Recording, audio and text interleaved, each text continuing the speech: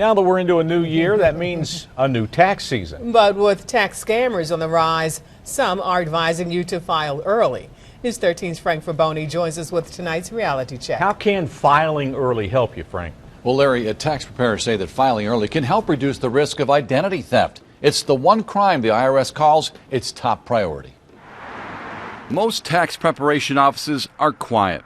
That's because the IRS this year won't begin accepting returns until January 19th. And as always, employers have until January 31st to issue W-2 statements. But getting your taxes done early is a wise idea. So if somebody has stolen your Social Security number. Tax expert Jim Lowe says if an identity thief has that number, your name and your date of birth, that could put you at the end of the line. If they've stolen that and they file before you do, then when you go to file your return, your tax return gets rejected, and then you've got to mail it by paper and then sort out with the IRS which return is really the right one. The IRS says clearing up identity theft can be complicated and involve multiple tax years.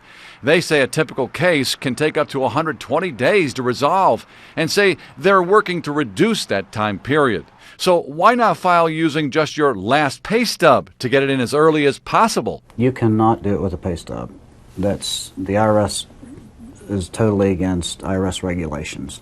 You can estimate with a pay stub, but you've got to have the actual W-2 in hand when you file your tax return. Jim says that's because there could be an error in your pay stub that gets corrected on your W-2.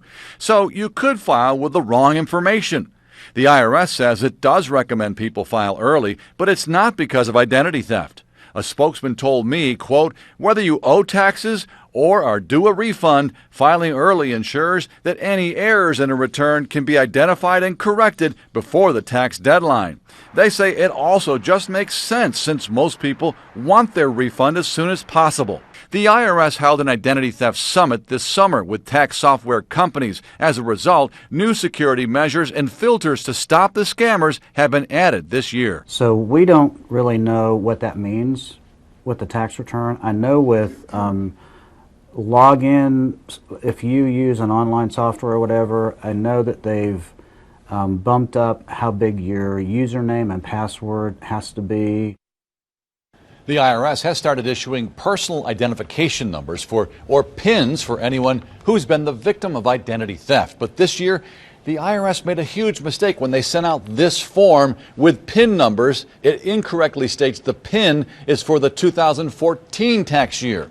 The IRS wants everybody to know they goofed, and that number is still good on their 2015 taxes.